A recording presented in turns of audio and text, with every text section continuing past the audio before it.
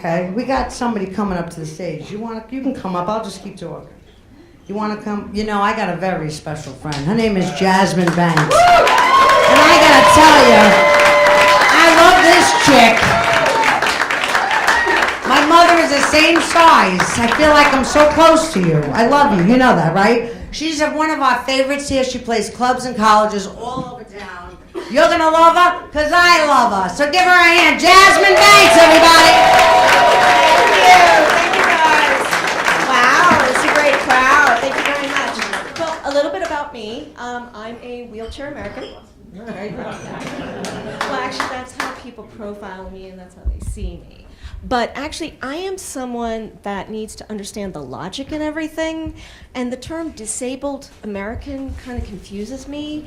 You know, I keep picturing where there, generation after generation of proud disabled pioneering across the land, searching for an accessible home. Like, can you picture the photo album? Black and white photos, all of these people in wheelchairs stuck in the dirt. It's grandma and grandpa in their old school wheelchairs.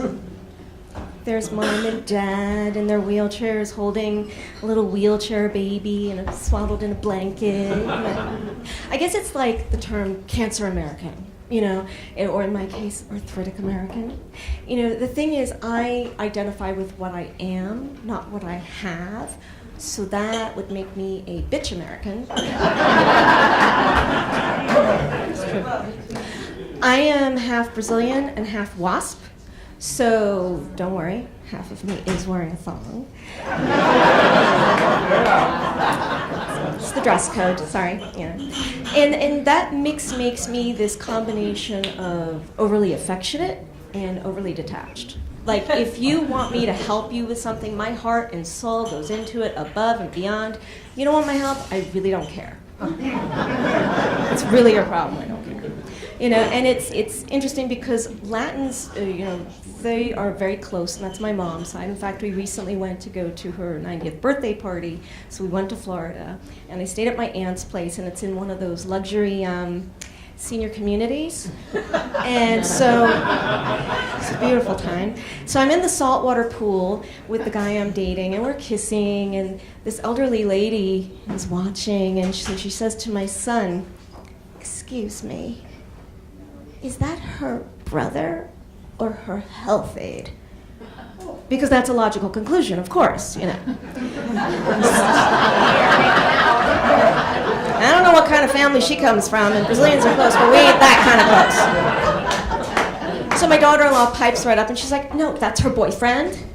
And the lady keeps looking, and she's like, "Well, I guess you can't help who you fall in love with, right?" What? Like, that's an insult, really, when you think about it. It's like someone had to settle, and it's okay, that's fine. But it's, that's the kind of ignorance that drives my sons and I kind of crazy, because, all groups are subject to negative stereotypes, and my people get them too. Like we're incompetent, but wise, we are asexual,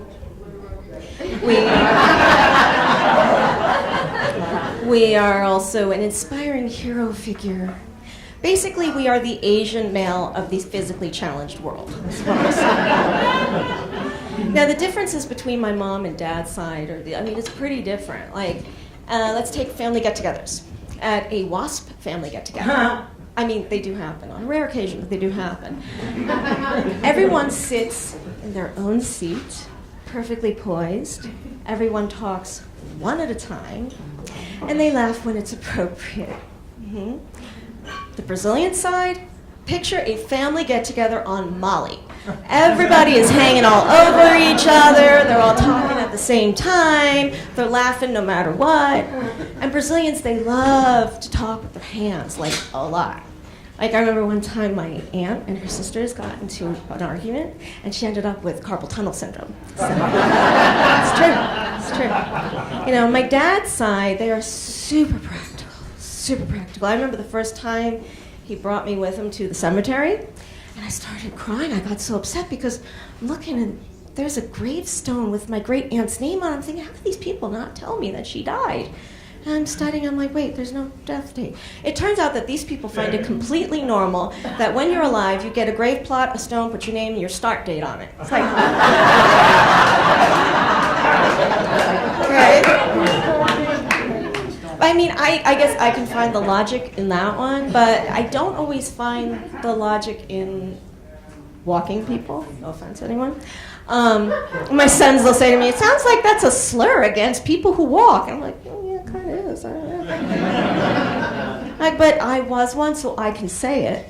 And it's more, it's a reactionary thing because if, you go through a lot of ignorance and a lot of prejudice and, people feel this permission to just go up to you and ask you the most invasive questions. But they talk to the person next to you like you're not even there.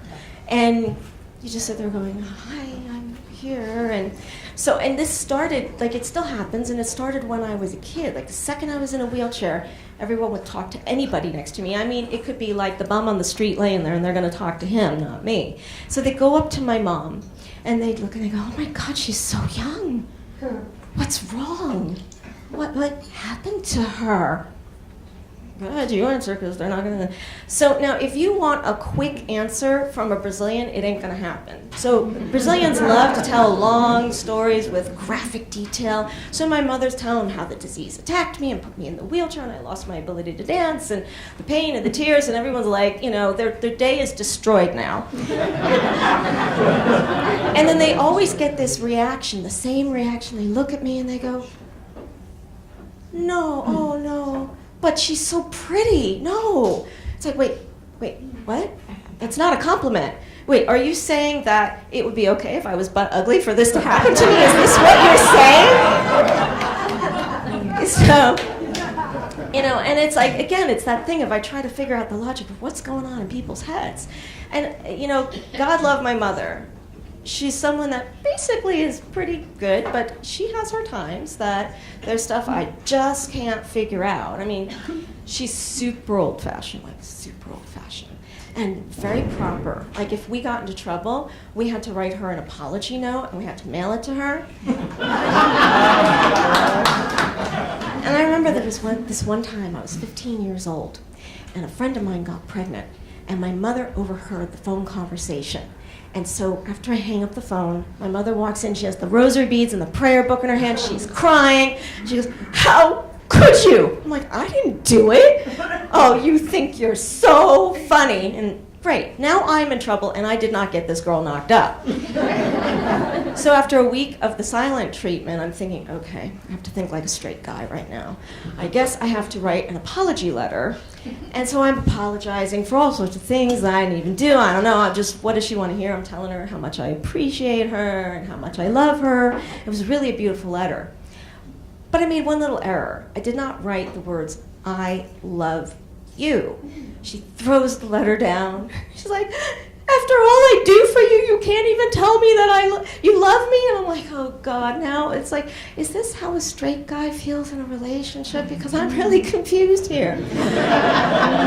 So now I have to write an apology letter for the apology letter.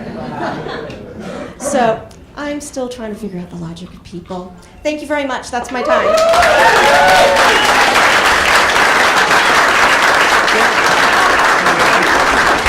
Cause Jazzmyn takes my blues away. Give it up to Jazzmyn Banks, working her little butt off. She gets VIP.